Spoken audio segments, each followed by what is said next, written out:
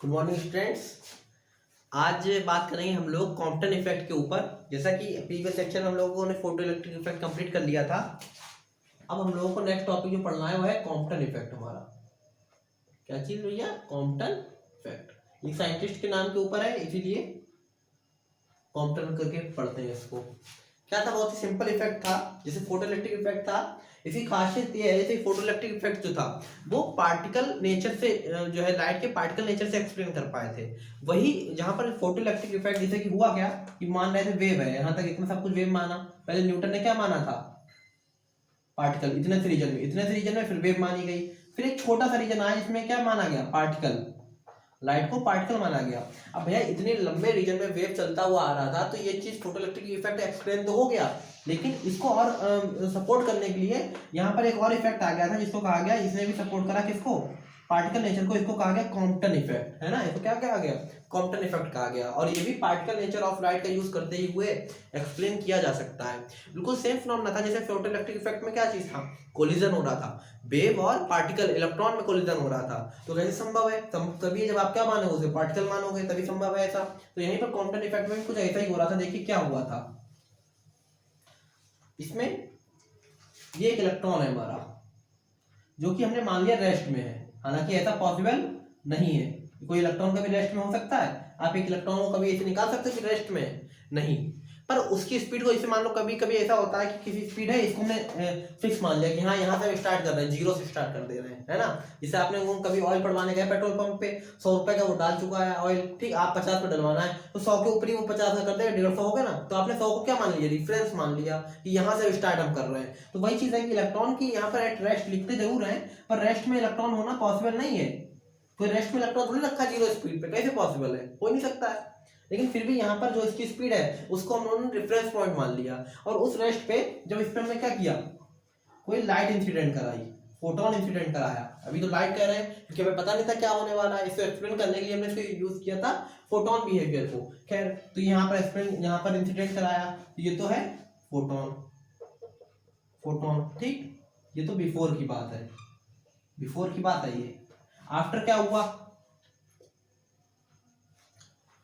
ये यहाँ पर हिट कर गया, ये इस पे हिट कर गया, ये फोटोन ने इसको हिट करके अपनी एनर्जी कुछ दे दी। कुछ एनर्जी देने के बाद ये डेविएट हो गया भैया, ये इलेक्ट्रॉन ऐसे निकल गया था। ये क्या चीज? वेव ऐसे निकल गई और इलेक्ट्रॉन इधर आ गया। समझ पाए बात को? नहीं समझ पाए आप? यहाँ पर कोलिजन हो गया, और ये जो एंगल बनाया, देखो इसको भी यहाँ पर लाइट दिखाते हैं, ठीक। ये जो एंगल बना उसको हम लोगों ने फाई से नोट कर दिया, इस एंगल को हम लोगों ने थीटा से नोट किया। ये जो इलेक्ट्रॉन था इसको हम लोगों ने कहा रिकॉइलिंग इलेक्ट्रॉन। कैसा इलेक्ट्रॉन? Recoiling electron. ये स्कैटर्ड इलेक्ट्रॉन है ना, स्कैटर्ड इलेक्ट्रॉन। अच्छा, हुआ क्या भैया इस पूरे फिनोमेनन में? कॉम्पटन इफेक्ट क्या चीज थी कि जब कोई इलेक्ट्रॉन पे अगर एक फोटोन इंसिडेंट कराता है, ठीक, तो वो अपनी कुछ एनर्जी का अमाउंट उसको ट्रांसफर कर देता है, और ट्रांसफर करने के बाद किसी एंगल फाई पर डेविएट हो जाता है, और उसकी एनर्जी मान लीजिए अभी एच म्यू थी, यहाँ पर एच म्यू एनर्जी का फोटोन था, यहाँ पर इसकी रेस्ट मास एनर्जी कितनी थी भैया? M not C square. हम लोग पता है कि जीरो नहीं थी ना, जीरो नहीं थी। आइंस्टीन ने हमने पढ़ा चुके हैं हम लोग आपको कि एम नॉट सी स्क्वायर ये रेस्ट मास एनर्जी होती है। किसी भी रेस्ट में रखे हुए पार्टिकल में इतनी एनर्जी हर समय प्रेजेंट रहती है माइक्रोस्कोपिक वर्ल्ड पे, ठीक। तो ये इसकी क्या है? रेस्ट मास एनर्जी है। ये इसकी एच म्यू इनिशियल एनर्जी थी। ये जब इस पे हिट कराया तो देखा ये गया कि जो फोटोन था इसकी एनर्जी में कुछ चेंज आ गया, इसकी फ्रिक्वेंसी बदल गई भाई साहब, इसकी एनर्जी चेंज हो गई। एनर्जी चेंज हो गई मतलब एच तो बदलने वाला नहीं है, फ्रिक्वेंसी इसकी बदल गई, अच्छी बात है। और ये क्या था? इलेक्ट्रॉन, ये स्कैटर्ड इलेक्ट्रॉन, इसकी भी एनर्जी में कुछ चेंज आ गया, ई डैश हो गई। समझ रहे हैं ना। तो कॉम्पटन इफेक्ट बेसिकली एक फिनोमेना है जिसमें हम लोग देखते हैं कि भाई अगर इसको ऐसे भी लिख सकते हैं ना, एच सी वाई लैम्डा, और इसको ऐसे भी लिख सकते हैं H C by lambda dash. तो कॉम्पटन इफेक्ट में होता क्या है कि एक जब फोटोन है, एक लाइट का पार्टिकल है, जब वो किसी इलेक्ट्रॉन को हिट करता है तो उसकी फ्रिक्वेंसी और वेवलेंथ में चेंजेस आ जाते हैं, और इस इफेक्ट को कॉम्पटन नाम के साइंटिस्ट ने ऑब्जर्व किया था, इसीलिए कॉम्पटन इफेक्ट इसको नाम दिया गया। और इसको एक्सप्लेन करने के लिए हमने उन्हें पार्टिकल नेचर ऑफ लाइट को यूज किया है, ठीक है ना। तो ये सपोर्ट किसको करता है, लाइट के पार्टिकल नेचर को करता है। क्या इतनी सिंपल बात आपके एग्जाम में नहीं आएगी। इससे जितने, इसकी खासियत ये है कि इफेक्ट बहुत छोटा, बात बहुत छोटी, पर क्वेश्चन बहुत बड़े बड़े, ठीक। क्वेश्चन इसके बहुत बड़े बड़े और टफ टफ क्वेश्चन इससे बनते हैं। इफेक्ट इतनी सी बात है और एक छोटा सा एक ही फार्मूला है, अगर पूरे फार्मूले से सारे दुनिया भर के काउंटर इफेक्ट के क्वेश्चन उससे सॉल्व होने हैं। तो इसको हम लोगों ने थोड़ा इक्वेशंस बना के समझेंगे और उसके बाद क्या करेंगे, क्या करेंगे भैया, फिर हम लोग इसके न्यूमेरिकल्स की तरफ पढ़ेंगे। तो अब आप लोग यहाँ पे थोड़ा ये चीज समझ गए बात को, ये बिफोर और ये आफ्टर। आफ्टर मतलब आफ्टर कोलिजन की बात हो रही है। आफ्टर कोलिजन कुछ इस तरह से स्ट्रक्चर बन के आई सामने। अच्छा, जो ये अब यहाँ पर बात कर लेते हैं, इक्वेशन बनानी है। तो इक्वेशन बनाने के लिए हम देखिए इसकी यहाँ पर इक्वेशन दो तरीके से बन सकती है। एक तो है हमारा apply conservation of energy, conservation of energy से बनाएंगे, और दूसरी बनाएंगे conservation of momentum, conservation of momentum. इन दो कंजर्वेशन से हम यूज करते हुए इक्वेशंस बनाएंगे। उनको सॉल्व करने के बाद हमें एक डेरिवेशन टाइप का फार्मूला मिलेगा।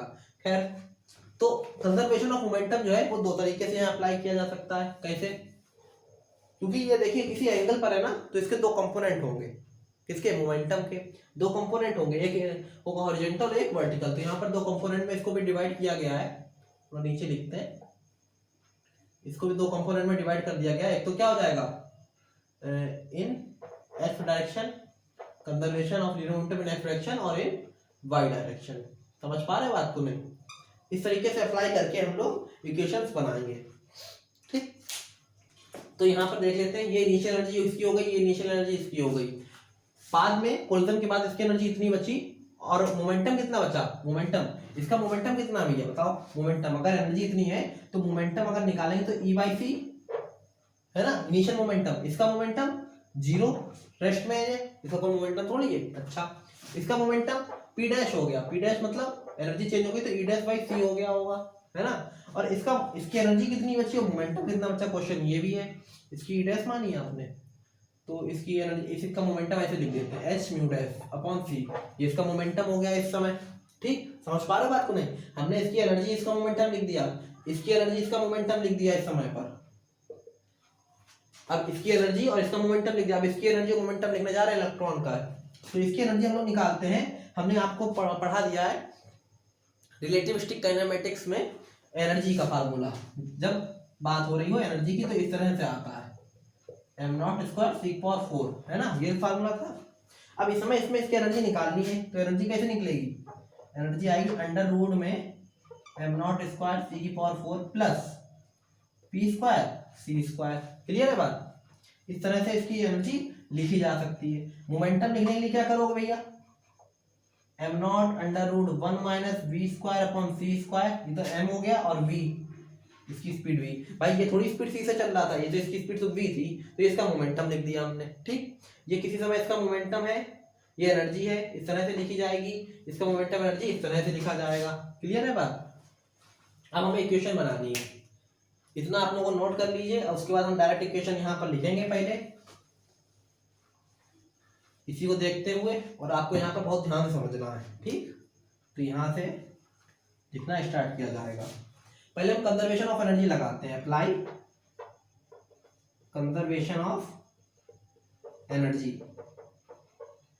कंजर्वेशन ऑफ एनर्जी जब आप अप्लाई करने जाएंगे तब आपके पास देखिए क्या इक्वेशन आएगी, इनिशियल एनर्जी इसकी इक्वल हो जाएगी आफ्टर एनर्जी, यानी इनिशियल एनर्जी कोलिजन से पहले इनिशियल एनर्जी जो थी वो इक्वल रहेगी किसके, कोलिजन के बाद, यानी आफ्टर कोलिजन एनर्जी, ठीक। ये चीज समझ पा रहे हैं बात को नहीं?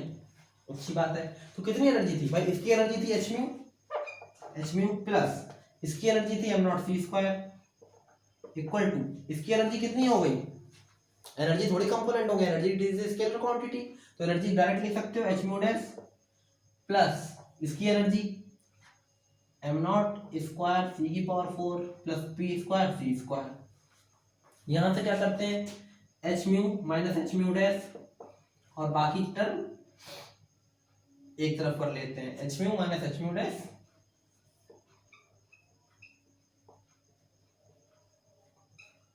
माइनस का m0 c²। ये इक्वेशन आपके पास एक आ गई, इक्वेशन कौन सी आ गई, इक्वेशन नंबर 1। इसमें इक्वेशन नंबर 1 को अपने पास सेपरेट रख लेंगे हम लोग, ठीक। और ऐसे अब जब मोमेंटम अप्लाई करेंगे तो 2 इक्वेशन यहाँ पे मिलेंगे, 3 इक्वेशनें मिल जाएंगी हमारे पास, और उनसे सॉल्व करके हम चीजों को समझेंगे। तो बाकी हम रफ करते हैं।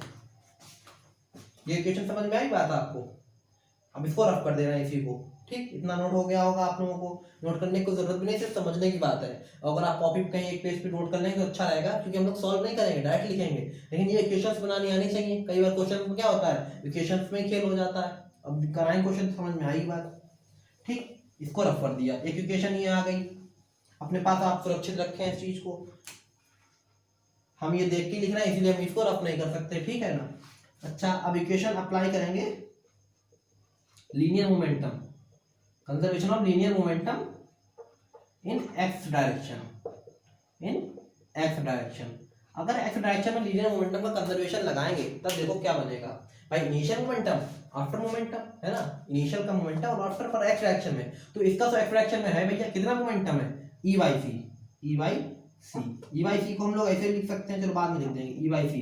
तो फोटोन का हो गया प्लस, इसका क्या कोई मोमेंटम है, ये तो रेस्ट में ही है ना, ये इसका कोई मोमेंटम नहीं, जीरो। इसका मोमेंटम बताओ। अब इसका momentum is a vector quantity, है ना। तो इसका आप दो एक्स डायरेक्शन की बात कर रहे हैं ना, एक्स डायरेक्शन में, तो मोमेंटम का कंपोनेंट इधर आएगा एक्स डायरेक्शन में, यानी हॉरिजॉन्टल कंपोनेंट। तो मोमेंटम इतना, और वो भी कंपोनेंट के साथ, यानी ये आ जाएगा एच म्यू डैश अपॉन सी, ये तो मोमेंटम हो गया, और कॉस फाई, तभी तो इसका हॉरिजॉन्टल कंपोनेंट होगा एक्स डायरेक्शन में, प्लस अब इसका ही मोमेंटम है भैया, है ना।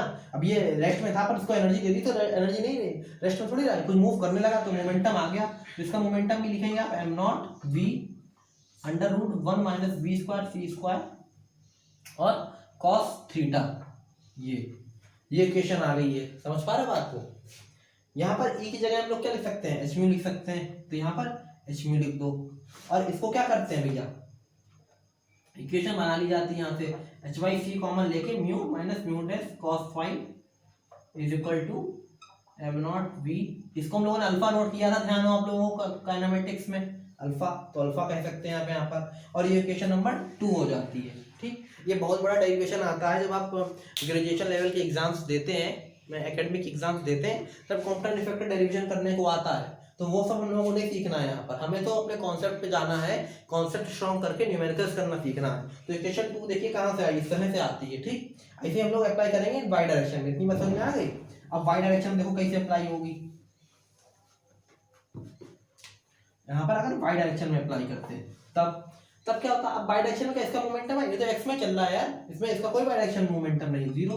और इसका तो ना एक्स में ना वाई में, जीरो इक्वल टू, इसका वाई डायरेक्शन हो सकता है, एक कंपोनेंट हॉरिजॉन्टल इधर और वर्टिकल कंपोनेंट किधर आएगा, इधर आएगा मोमेंटम का, यानी कि एच म्यू नॉट मतलब म्यू 1 सी साइन फाइव प्लस, साइन आता ना वर्टिकल कंपोनेंट, वैसे इसका आएगा इधर वाले में, ये वाला कंपोनेंट, प्लस क्या आ जाएगा M naught V under root 1 minus B square C square sine theta, ठीक। अच्छा एक बात और आपको बता दें, यहाँ प्लस लिखा रहेगा, ये देखो अभी हॉरिजॉन्टल इस डायरेक्शन में था, इसका भी इसमें था, सही बात थी, पर इसका है ऊपर डायरेक्शन में और इसका है नीचे डायरेक्शन में, यानी दोनों का डायरेक्शन क्या है, अपोजिट है, इसीलिए प्लस ना होकर मोमेंटम क्या आएगा, माइनस आएगा यहाँ पर। और इन दोनों को इक्वल कर लेंगे तो नंबर 4 इक्वेशन बन जाएगी, है ना भाई, यहाँ तो जीरो है ना, तो ये 4th इक्वेशन बन जाती है। इन 4 इक्वेशनों को सॉल्व करके हम लोग एक डेरिवेशन, एक रिजल्ट पर पहुंचते हैं, जिससे हम लोग वेवलेंथ फाइंड कर लेते हैं। जहां जहां आप लोग म्यू देख रहे हैं,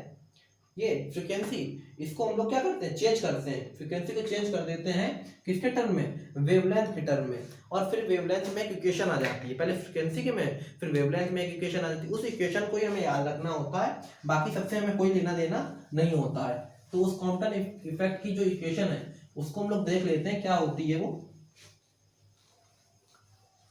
कॉम्पटाउंड इफेक्ट में जो इक्वेशन आई वो कुछ इस तरह आती है, जो फेज शिफ्ट आ जाता है वो आता है lambda dash minus lambda H upon am not C 1 minus cos five. देखिए ध्यान रखिएगा, फार्मूले में वो वाला एंगल आता है जो फोटोन हॉरिजॉन्टल के साथ बनाता है। यहाँ थीटा मत लिखिएगा, या हो सकता है कभी कभी ये थीटा ऊपर लिखा हो, फाइव नीचे लिखा हो, तो it's not a matter. Matter क्या चीज है कि यहाँ पर जो फार्मूले में एंगल आएगा वो वाला एंगल होता है जो फोटोन बनाता है हॉरिजॉन्टल या एक्स एक्सिस के साथ, ठीक।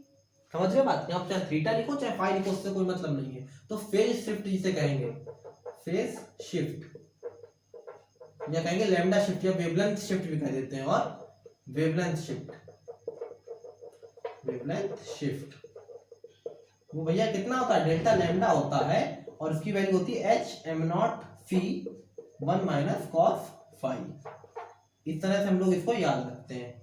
अच्छा एक बात और, यहाँ लैम्डा डैश माइनस लैम्डा क्यों, वेवलेंथ किसकी बढ़ जाएगी, इसकी, यानी आफ्टर कोलिजन वेवलेंथ बढ़ेगी तभी तो एनर्जी कम हो जाएगी, यानी कुछ ना कुछ एनर्जी जो कम हो गई वो एनर्जी कहाँ चली गई, इसको एनर्जी दे दी गई, वो एनर्जी इसको दे दी गई, और उसी एनर्जी ने इसका मोमेंटम क्रिएट किया, वरना इसमें तो रेस्ट में था, इसका कोई मोमेंटम थोड़ी था। तो इससे बातचीत समझ में आती है हमारे, ठीक है, ये इक्वेशन आ गई। अब अगर if phi equal to 0 degree, अगर फाई 0 डिग्री होता तो डेल्टा लैम्डा कितना होता, देखो 1 माइनस कॉस 0, और कॉस 0 वैल्यू 1, यानी डेल्टा लैम्डा हो जाता 0, और इसी को कहते हैं मिनिमम। डेल्टा लैम्डा मिनिमम कब होगा, यानी मिनिमम फेज शिफ्ट कब मिलेगा, मिनिमम चेंज इन वेवलेंथ कब मिलेगा, जब फाई इक्वल टू 0 हो। यानी अगर इसमें 0 बिल्कुल सही बात है कि जिस एंगल पे आया उसी एंगल पे सीधे चला जाए, कोई 0 कुछ हुआ ही ना, तो फिर क्या होगा, मिनिमम फेज शिफ्ट मिलेगा। तो ये आपसे पूछ लिया जाता है कि मिनिमम फेज शिफ्ट कब मिलेगा, फाई इक्वल टू 0 पे मिलेगा। ठीक, ये बात समझ में आई। अब आगे देखते हैं, इसी में समझ में आ रहा है तो बहुत अच्छा है, और नहीं समझ में आ रहा तो टफ भी बहुत है ये। इसमें काफी चीजें देखनी है। If theta equal to 90 degree हो जाए भैया कॉम्पटन इफेक्ट में, तब आप क्या करेंगे, delta lambda H upon am not C 1 minus cos 90 लिख देंगे। कॉस 90 की वैल्यू कितनी होती है, 0, तो आपको ये मिल जाएगा। ठीक, अब इसको इन्होंने डेफिनेट नाम दे दिया एक, अगर ऐसा मिला तो इसको इन्होंने डेफिनेट नाम दे दिया गया लैम्डा सी, ठीक है, और इसको कह दिया गया ये Compton wavelength, Compton wavelength h upon am not c को इन्होंने क्या चीज कहा गया, कॉम्पटन वेवलेंथ कहा, कॉम्पटन वेवलेंथ। ये कब मिलती है, थीटा इक्वल जब फाई इक्वल टू 90 डिग्री होता है तो हमें कॉम्पटन वेवलेंथ मिल जाती है। इसकी वैल्यू कितनी होती है, एच अपॉन एम नॉट सी। ठीक, ये तो फाई हो गया, 90 डिग्री हो गया, एक बार 180 डिग्री के लिए देख लेते हैं। 180 डिग्री का और इंपॉर्टेंट है, बाकी एंगल तो आप कुछ भी रखते चले जाएं, कुछ ना कुछ वैल्यू मिलती चली जाएगी आपको। If five equal to 180 degree, तब भैया क्या होगा, तब देखो h upon am not C 1 minus cos 180, cos 180 की वैल्यू माइनस का 1, तो ये हो जाएगा मैक्सिमम, मैक्सिमम वैल्यू मिलेगी क्योंकि 1 और माइनस 1 माइनस है तो साइन चेंज हो जाएगा, प्लस हो जाएगा, तो ये हो जाता है 2h एम नॉट सी। जो मैक्सिमम वेवलेंथ शिफ्ट मिलती है हमें कब, जब फाई इक्वल टू 180 डिग्री होता है भैया। तो इतनी बात क्लियर है, यहाँ तक कोई डाउट नहीं होना चाहिए। अब आगे देखते हैं, पढ़ चुके होंगे आप लोग, 12th में ही पढ़ा, ग्रेजुएशन में पढ़ा, ये तो बहुत सिंपल है। इसके न्यूमेरिकल यहाँ पर जैब लेवल पर टफ हो जाते हैं आकर, अभी देखेंगे एक न्यूमेरिकल आज हम लोग इस लेक्चर में देखेंगे, बाकी असाइनमेंट में आपको दिए जाएंगे, काफी न्यूमेरिकल्स हैं इसके ऊपर। एक चीज आपको देखिए यहाँ समझाते हैं,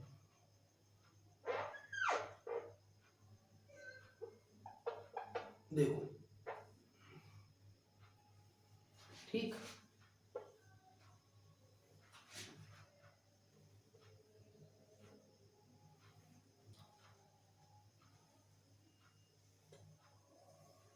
यहाँ तक क्लियर है, कोई दिक्कत तो नहीं है, दिख रहा होगा। अच्छा, होता क्या है,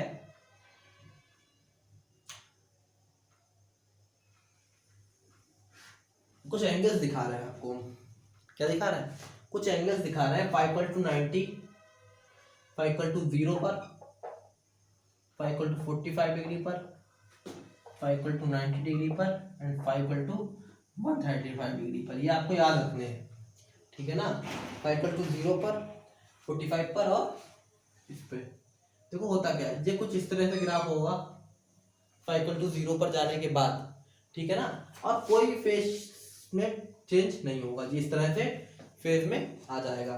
ठीक, अगर 5 = 45 डिग्री का 5 वही है जो मतलब किस एंगल पर क्या हो गया, वेव चली गई, तो ग्राफ कुछ इस तरीके से आ सकते हैं। आपको हो सकता है ऑब्जेक्टिव में दे दे कि किस एंगल पर किस तरह का ग्राफ आता है, तो आपको याद होना चाहिए भैया, ये 5 इस पे आएगा इस तरीके का, अगर 45 डिग्री है तो ये थोड़ा सा क्या करेगा, बेंड करता है, बोलो, और फिर क्या होगा, इस तरह से आ जाता है। क्लियर बात। अगर 90 डिग्री होता है तब क्या होता है, तब ये चीज कम रहेगी, यहाँ पर बढ़ेगा और फिर जाएगा। क्लियर बात? 5 अगर 45 है तब भैया क्या होगा, यहाँ जाएगा, नीचे पूरा डिक्रीज हो जाएगा, फिर इंक्रीज करता है, फिर डिक्रीज होता है। इस तरह से ग्राफ रहता है इसका। क्लियर है बात? तो ये अलग अलग एंगल्स के लिए ये इक्वल होना चाहिए, यहाँ पर 5:35 पर इक्वल होना चाहिए। ये बहुत इंपॉर्टेंट चीज लिख दी है जेम लेवल के लिए, समझ रहे हो बात? नहीं, यहाँ से क्वेश्चन आए तो ये लग सकते हैं बच्चे क्या। अब जो 4 अलग अलग दे रखे हैं तो 4 हमने बता दिए कि किस एंगल पे किस तरह का ग्राफ होता है। तुमसे क्या पूछ सकता है, 5:90 डिग्री पे 4 ग्राफ दे देगा। फाइन, देखो तुम बताते हैं क्वेश्चन किस तरह से, तुम्हें ग्राफ दे देगा इस तरह का। ठीक, तुम्हें बताना है कि कौन सा कॉम्पटन शिफ्ट सही है 90 डिग्री के लिए। ठीक है, अब इसमें चार दे दिए तो तुम्हें तभी कर पाओगे, तुम्हें याद होगा 5:90 क्या होता है, पहले डिक्रीज होता है और उसके बाद इंक्रीज करता है। यानी ये वाला ग्राफ है, ये देखो इसमें क्या हुआ, पहले इंक्रीज किया फिर डिक्रीज में, दोनों ही बराबर है लगभग। इसमें क्या हुआ, काफी कम है, और इसमें ही ये चीज फॉलो हो रही है, इसमें तो कुछ है ही नहीं, कांस्टेंट कर दिया। तो ये किसी डेफिनेट एंगल के लिए पूछ सकता है कि 5:90 डिग्री पर बताइए कॉम्पटन इफेक्ट में किस तरह का ग्राफ आएगा, तो आप कंफ्यूज हो जाएंगे। तो ये चारों ग्राफ आपको क्या होने चाहिए, याद होने चाहिए। ठीक, आगे बढ़ते हैं।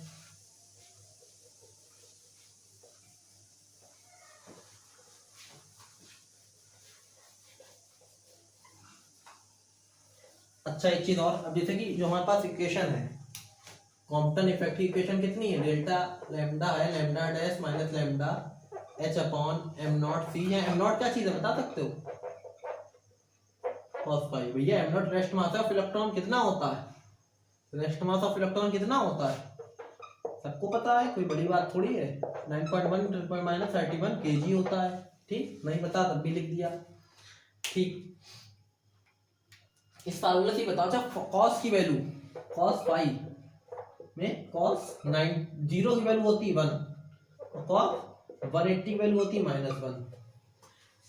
यानी कहां से कहां तक वैरी करती है, -1 to 1। अगर आप इसे लाइन में रिप्रेजेंट करोगे तो ये इस तरह से आएगा। यानी इसकी मिनिमम वैल्यू -1 होती है और मैक्सिमम वैल्यू 1 होती है। कहने का मतलब इतना है मेरा कि cos में -1 क्या होती है, मिनिमम वैल्यू। इससे मिनिमम cos में एग्जिस्ट नहीं करता।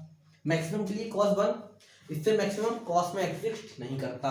अच्छी बात, हम ये चाहते हैं कि एक बार इसकी आप वैल्यू 0 रखें, cos 0 मीन्स 1 और ये पूरा टर्म 1 हो गया, यानी डेल्टा लैम्डा कम हुआ, एंगल कम था। जब आपने 180 रखा तो आपको ध्यान हो मैक्सिमम शिफ्ट मिला था, यानी डेल्टा लैम्डा बढ़ा।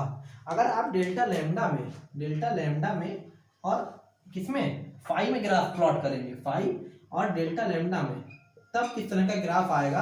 यहाँ पर ये क्वेश्चन है, ये भी ऑब्जेक्टिव में ग्राफ वाला दे दिया जाएगा तो बच्चा कंफ्यूज हो जाएगा। ठीक, तो बहुत ही सिंपल ग्राफ होता है। अब आपको ये भी नहीं समझना है कि स्ट्रेट ग्राफ आ जाएगा, स्ट्रेट लाइन मिल जाएगी। ठीक, यहाँ ओम्स लॉ नहीं फॉलो हो जाएगा भैया, जो स्ट्रेट लाइन मिल जाएगी। ये ग्राफ कुछ इस तरह से आता है, ये एस आकार में आता है कुछ ग्राफ इस तरह का, ये आपको बहुत याद रखना पड़ेगा। और जब मैक्सिमम शिफ्ट मिली है, ये फाई इक्वल टू क्या होगा यहाँ पर 180 डिग्री, और ये कितना होता है 2h m नॉट c होता है। इतनी चीज आपको याद होनी चाहिए। इस तरह का ग्राफ आता है भैया एस आकार का। ठीक, तो ये आपको याद होना चाहिए भैया ग्राफ।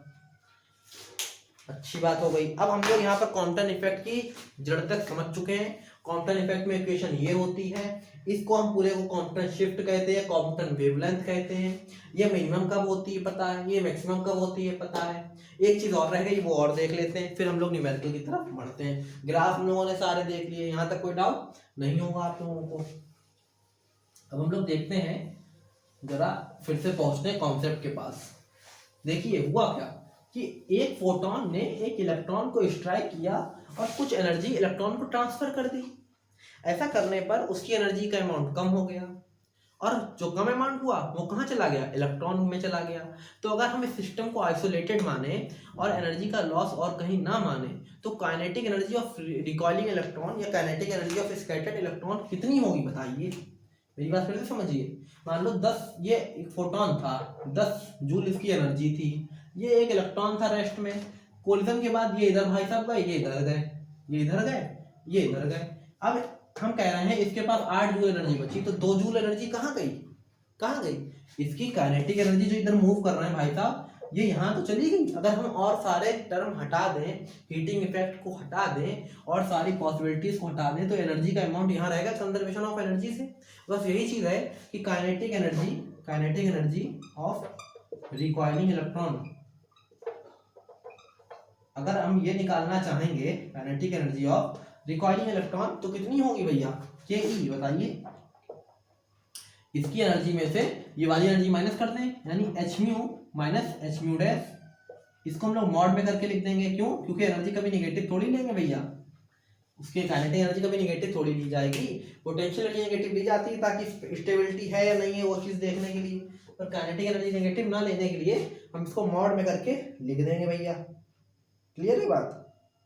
अच्छा, तो यहाँ पर हमारी इक्वेशन ये आ गई। अच्छा, इस इक्वेशन से काम नहीं चलता, कभी कभी फार्मूला भी चाहिए हो जाता है हमें। तो काइनेटिक एनर्जी का फार्मूला जो आता है उसको साफ करके लिख दें थोड़ा और।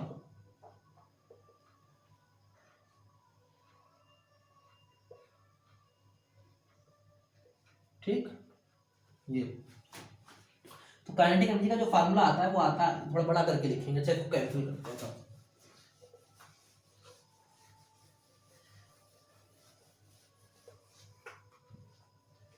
के ई ऑफ इलेक्ट्रॉन, देखो क्या फार्मूला आता है, H square mu square. Clear बात? एम नॉट स्क्वायर सी की पावर 4 1 माइनस कॉस 5। इसी टर्म को पूरा लिख देना है 1 प्लस के साथ करके, बस यहाँ स्क्वायर एच और म्यू का नहीं करेंगे आप, ये ठीक है ना? 1 माइनस कॉस 5। क्लियर है बात? यहाँ पर आप जो है M naught square C power 4 ही करिए। ठीक, ये एनर्जी का फार्मूला होता है भैया। काइनेटिक एनर्जी का फार्मूला इतना रहता है। रिकॉइलिंग इलेक्ट्रॉन की काइनेटिक एनर्जी इतनी रहती है भैया, ठीक है ना? यहाँ पर जो है ये स्क्वायरिंग नहीं है इसकी, इसका जब हम रूट करेंगे, मतलब यहाँ पर रूटिंग लेते हैं तो स्क्वायर कैंसिल हो जाते हैं, ये इतना बचता है। ठीक, एम नॉट सी स्क्वायर, ठीक है ना भैया? हाँ, तो अब हम लोग न्यूमेरिकल्स की तरफ बढ़ते हुए यहाँ पर kinetic energy of recoiling electron कितने आई है? H square mu square upon am not C square 1 minus cos 5। यहाँ पर जो आपका म्यू है ये फ्रीक्वेंसी है और ना कुछ समझ लेना इसे। ठीक, तो बिल्कुल वैसे लिख देते हैं, बस आपको ध्यान क्या रखना चाहिए, अपॉन में आएगा 1 प्लस के साथ लिखना और इसका भी अंडर रूट मतलब कर लेते हैं, हटा देते हैं इसका स्क्वायर। ठीक, तो kinetic energy of recoiling electron है, कभी कभी इसका यूज होगा और 99% इसका यूज नहीं कर पाएंगे आप। क्यों? क्वेश्चन में इतना टाइम नहीं हुआ कि आप इतना सॉल्व पूरा फार्मूला लिखें, फिर उसकी वैल्यूज पुट करें, फिर कहीं आंसर आएगा, है ना? ऐसा नहीं हो पाता है, इसीलिए हमें सिंपल तरीके से देखना पड़ता है ना। इसलिए कि क्वेश्चन आते हैं, क्वेश्चन थोड़े घूमे हुए आएंगे, वो कराए जाएंगे आपको। खैर, एक न्यूमेरिकल आज हम लोग देखेंगे अभी, बाकी इसके असाइनमेंट में कंप्लीट किया जाएगा। फोटो इलेक्ट्रिक इफेक्ट और काउंटर इफेक्ट का असाइनमेंट साथ में रहेगा, बाकी फिर हम लोग पढ़ते रहेंगे आगे जो भी कुछ है। तो एक न्यूमेरिकल देखते हैं, क्वेश्चन ही नोट करेंगे, क्वेश्चन यही पढ़ देते हैं। न्यूमेरिकल नंबर 1 बहुत ही अच्छा क्वेश्चन है और टफ भी है, और ना समझो तो टफ है और समझ लो तो बहुत सिंपल है। देखो क्या है, कह रहा है a beam of X ray of wavelength 0.2 wavelength इतने की, जो एक्सरे है, ये क्या है? एक्सरे की वेवलेंथ है, इतनी वेवलेंथ की एक्सरे जो है इंसिडेंट कराई जा रही है ऑन ए फ्री इलेक्ट्रॉन पर। ये कोई फ्री इलेक्ट्रॉन होगा उस पर फिर से ये इंसिडेंट कराई जा रही है भैया, इंसिडेंट कराई जा रही है, अच्छी बात है। And get scattered in a direction with respect to the direction of the incident radiation resulting in maximum wavelength shift. ये कह रहा है, क्वेश्चन क्या कह रहा है कि इस तरह से ये रिफ्लेक्ट होती है, मतलब इस पे इंसिडेंट होने के बाद इस तरह से स्कैटर्ड होती है कि मैक्सिमम शिफ्ट मिलता है, डेल्टा क्या मिलता है? मैक्सिमम मिलता है। और आपको ध्यान होना चाहिए, अब यहाँ क्वेश्चन में घुमा के देखो, जब तक बच्चे को ये नहीं पता होगा कि डेल्टा मैक्सिमम मिलता किस एंगल पर है, उसके लिए सब बेकार हो गया। तो उसको पता होना चाहिए कि डेल्टा लैम्डा जो मैक्सिमम मिलेगा हमें, वो कितने मिलेगा भैया? ये फार्मूला होता है कि 2h m0c आता है और ये मिलता है phi = 180 डिग्री पर। कहने का मतलब ये है कि जब अपनी पोजीशन पे वापस अगर आ जाए, इसलिए डिजिट करे कि सारी एनर्जी उसको दे और अपने वापस आ जाए अपनी जगह पर, तो इस एंगल पर हमें इतनी फेज शिफ्ट मिल जाती है। समझ में आई बात? आगे क्वेश्चन क्या कह रहा है? आगे क्वेश्चन कह रहा है आपसे कि the percentage energy loss of the incident radiation is, percentage energy loss पूछ रहा है, percentage energy loss question mark है। कह रहा है कितने परसेंट की एनर्जी लॉस हो गई। मेरी बात फिर से समझना। अब आप ऐसे नहीं कह सकते 100% हो गई कि जितने गया उतने क्या पूरी एनर्जी से दे दिया, ऐसा नहीं होता भैया। जरूरी नहीं है पूरी एनर्जी दे दे, समझ रहे हो बात को। फोटो इलेक्ट्रिक इफेक्ट में अलग चीज थी। फोटो इलेक्ट्रिक इफेक्ट में अलग था कि उसको पूरी एनर्जी दे रहा था अपनी इलेक्ट्रॉन और फोटोन और डिस्ट्रॉय हो जा रहा था। यहाँ पर ऐसा कुछ भी नहीं है। यहाँ पर इलेक्ट्रॉन फोटोन से जरूरी नहीं है पूरी एनर्जी दे दे। हो सकता है कुछ अमाउंट ऑफ एनर्जी दे, बाकी अपने मूव कर जाए। हो सकता है पीछे मूव कर गया, यानी कुछ ना कुछ अमाउंट ऑफ एनर्जी को ट्रांसफर कर दिया है, पर मैक्सिमम वेवलेंथ शिफ्ट मिला हमें इतना। अच्छा ठीक है भैया, ठीक, अच्छी बात। अब देखो हमें परसेंटेज एनर्जी लॉस निकालना है, मतलब पता है आप लोगों को क्या, हमें ये चीज निकालनी है कि कितना एनर्जी में चेंज आया। पहले तो ये निकाल लें कितना एनर्जी में चेंज हुआ। भाई एनर्जी पहले इतनी थी, इतने का था, तो इससे एनर्जी आप निकाल सकते हैं एच बाई लैम्डा। फिर एक नई एनर्जी, नया वेवलेंथ मिली होगी, है ना, फिर एनर्जी बनी होगी इतनी, और इनका जो डिफरेंस हुआ वही तो एनर्जी में चेंज हुआ, है ना। उस एनर्जी चेंज में एनर्जी चेंज निकालें और इनिशियल एनर्जी के रिस्पेक्ट में उसको क्या करें, डिवाइड करें, तो क्या मिलेगा, रेशियो मिलेगा, और फिर इसको 100 से मल्टीप्लाई करें तो आपको कहीं जाके परसेंटेज मिल पाएगी। आपको ये फाइंड करना है, न्यूमेरिकल के हिसाब से देखा जाए तो आपको परसेंटेज एनर्जी लॉस निकालनी है। तो इनिशियल रिस्पेक्ट में देखोगे और 100 से मल्टीप्लाई करोगे परसेंट के लिए, और कितने लॉस परसेंट में लॉस हुआ, यानी कितना चेंज हुआ, भाई पहले कितना था बाद में कितना, तो उसका डिफरेंस लोगे। ठीक, तो इस तरीके का ये चीज निकालनी है हमें। ये चीज निकालने के लिए देखो क्या करते हैं, सॉल्यूशन देखो इसका। ये डेल्टा मैक्सिमम आपको दे रखा है, ठीक, और कुछ दे रखा क्वेश्चन में, get scattered in respect to direction of, ठीक है, कुछ नहीं दे रखा। तो डेल्टा मैक्सिमम आपका आ गया 2h m0c। इसको आप सॉल्व कर लेंगे। यहाँ पर आप इसकी वैल्यू रख देना, सॉल्व आप अपने घर पे करेंगे। -34h की वैल्यू हो गई, m0 की वैल्यू हो गई 9.1 × 10⁻31 और c की वैल्यू हो गई 3 × 10⁸। ये सारी एमकेएस में लिखी हैं। आपको डेल्टा एमकेएस में लिखा गया है, यहाँ पर पिकोमीटर में लिखा गया है, यानी 10⁻12 आया होगा तो उन्होंने सीधे पिको में कर दिया, यानी आ जाएगा यहाँ पर 4.852 पिकोमीटर। ये एग्जैक्ट वैल्यू आ गई इसको। अगर आपकी एग्जैक्ट भी आएगी, क्योंकि कैलकुलेटर आपके पास नहीं भी आ रही 4.8 तक लिखना है तो भी कोई दिक्कत वाली बात नहीं है। ठीक, इसको सॉल्व करना, उसके बाद आपको पिकोमीटर में चेंज कर लो। भाई यहाँ तक आएगा 10⁻12 आ जाएगा, कैसे करके देखो हम बताएं कैसे आएगा। -3 से -3 ये बचा, और ये माइनस ऊपर गया -8, तो -8 -10 -11 हो गया यहीं पर, -11 तो यहीं पर हो गया। ठीक, 3 × 9.1, ये पॉइंट से पॉइंट कैंसिल हुआ होगा, ठीक है ना। बाकी देखो -1 और मिल गया होगा, नहीं तो इन्होंने 4 पिकोमीटर कर दिया। एक पिकोमीटर में 10⁻12 होते हैं मीटर। ठीक, तो इतनी बात आ गई समझ में, यानी डेल्टा लैम्डा इन्होंने ऐसे फाइंड कर लिया। कहीं और लिख लेते हैं इसको, ये आपको मिल गया सॉल्व करने पर, डेल्टा लैम्डा मैक्सिमम की वैल्यू इतनी मिल गई।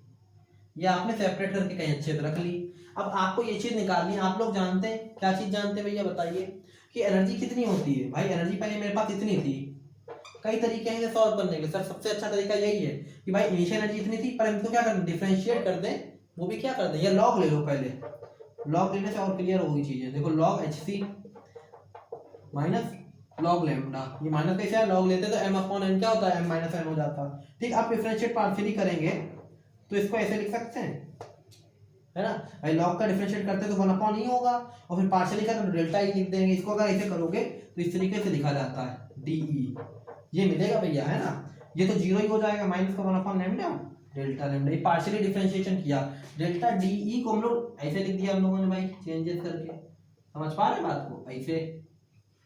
अब यही तो निकालना था, यही तो निकालना था ना। अब इसकी 100 से मल्टीप्लाई कर दें तो यही चीज निकालनी थी भैया, तो इसकी भी 100 से मल्टीप्लाई कर दो। अब भैया बच्चा बताओ मैं क्या चीज नहीं तुम्हारे पास, सब कुछ तो है। डेल्टा लैम्डा देखो तुम्हें दे रखा है, ठीक, 4.852 पिकोमीटर में। लैम्डा की वैल्यू तुम्हें दे रखी है 0.2 नैनोमीटर में, और 100 से मल्टीप्लाई कर देना। पिको को चेंज करना 10⁻12 में, नैनो को चेंज करना -9 में, और सीधे आंसर ले आना तुम मीटर में। उसके बाद तुम चाहे आंसर जो भी आएगा तुम्हारा परसेंटेज में आ जाएगा 100 से मल्टीप्लाई करके। आंसर आपका आ रहा है 2.426%, या 2.5% लिख दोगे तो भी कोई बुराई नहीं। राउंड ऑफ करेंगे तो 2.5% लिख देंगे। तो इस तरह के क्वेश्चन होते हैं, बहुत सिंपल होते हैं। समझ में आ गए तो, नहीं आ गए तो फिर टफ हो जाते हैं। तो आज के लेक्चर में हम लोगों ने कॉम्पटन इफेक्ट समझ लिया, बहुत ही जल्दी समझ लिया। ठीक, इस पे न्यूमेरिकल करने हैं धड़ाधड़ हम लोगों को। तो जो असाइनमेंट आपको मिलेगा उसमें हम लोग फोटो इलेक्ट्रिक इफेक्ट और कॉम्पटन इफेक्ट इन दो के ही सिर्फ क्वेश्चन देखेंगे, उसके बाद फिर आगे कंटिन्यू करेंगे। ठीक है ना, तो आज के लिए इतना ही रखते हैं। Thank you.